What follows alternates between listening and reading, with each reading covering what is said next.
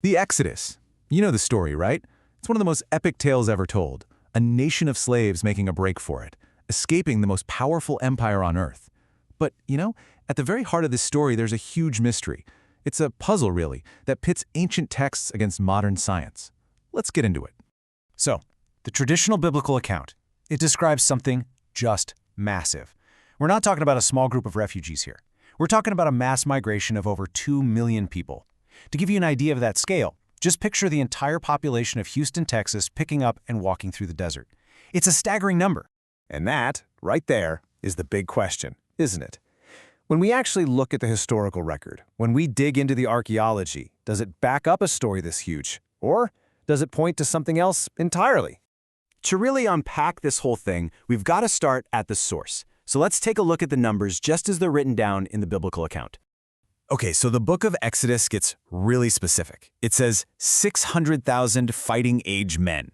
Now, once you add in the women, the children, the elderly, well, that number just explodes to an estimated 2 million, maybe even more. The text is super clear about it. It even repeats the figure. This isn't just some vague description. It's laid out like a formal census. Now, here's where it gets really interesting. What happens when historians and archaeologists start aiming their tools at this number? Well, that massive figure, the very thing that gives the story its epic, cinematic feel, it also starts to create some pretty serious historical headaches. The problems really come at it from all sides. First off, you've got population growth. For a single family of 70 people to grow to over 2 million in just a few hundred years, it's basically biologically impossible. Then there's the population of Egypt itself. The entire country only had about 3 million people back then. The Israelites would have been nearly half the population. And get this, an army of 600,000 men would have been bigger than any other army in the ancient world, by a long shot. But maybe the biggest problem? The archaeological silence? 2 million people wandering the desert for 40 years? They would leave a mark, right? Pottery, campsites, graves, something. But archaeologists have found? Nothing. Not on that scale. And that leads to this huge geopolitical issue. Just think about it. If the world's only superpower at the time suddenly lost half its people and its entire army in one catastrophic event, its rivals, like the Hittites or the Assyrians, they would have pounced on that weakness instantly.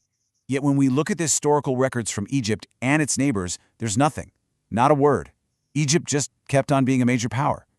It's a deafening silence where you'd expect to hear a lot of noise.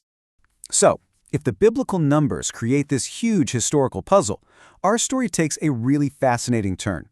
We're going to look at another ancient text, the Quran, which tells the same basic story, but with one game-changing difference. When you put these two accounts side by side, the contrast is just wow. The Bible, as we've seen, gives these very specific, massive numbers. The Quran, on the other hand, never gives a number at all. Its focus is totally different. It's all about the moral and spiritual lessons, not taking a head count. And when it does describe the group, the language it uses is completely different. In fact, the Quran actually has Pharaoh's own court describing the Israelites as just a small band. Now, this idea of a smaller group, it fits so much better with what historians think a migration would have looked like back then, and it just neatly sidesteps all those huge historical problems that the 2 million person figure creates. But hold on, the numbers aren't the only difference. The two texts also have completely different takes on what happened to the Pharaoh himself during that famous crossing of the Red Sea. The biblical account is pretty clear. It's total annihilation. The waters come crashing down and the entire Egyptian army, Pharaoh included, is wiped out. The text says there remained not so much as one of them. It's a complete, final, definitive end. But then you read the Quran, and it has this incredibly specific and kind of weird detail.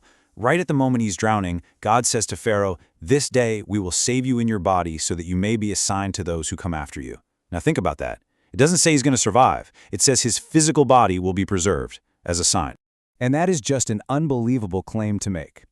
For more than 1,000 years after the Quran was revealed, that statement was completely unverifiable. The pharaohs were lost, buried under the sands of Egypt. Who could possibly know? Just look at this timeline. You've got the Exodus happening way back around 1250 BCE. Almost 2,000 years go by, and then the Quran makes this very specific claim about the pharaoh's body being preserved. And then another 1,200 years pass before modern archaeology stumbles onto something incredible.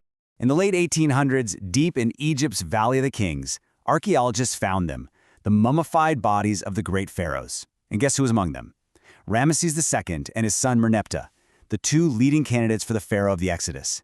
Their actual physical bodies had been preserved all along. So here's the kicker. For 15 centuries, that claim in the Quran that Pharaoh's body would be saved, it just stood there, completely alone, with zero proof. And then, bam! Modern science uncovers the physical evidence that lines up perfectly with its unique statement. I mean, to look at the actual face of that pharaoh, preserved for over 3,000 years, it's honestly haunting. It takes the story from the distant past and makes it real, tangible. A physical sign that survived across millennia, just like one ancient book said it would. And that leaves us with this final, really thought-provoking question. Does the Quran just offer a version of the Exodus that happens to be more historically plausible? Or does its strange, unique, and specific claim about the pharaoh's fate, a claim confirmed by science centuries later, suggest something more? It's a puzzle where history and revelation seem to meet, leaving us to wonder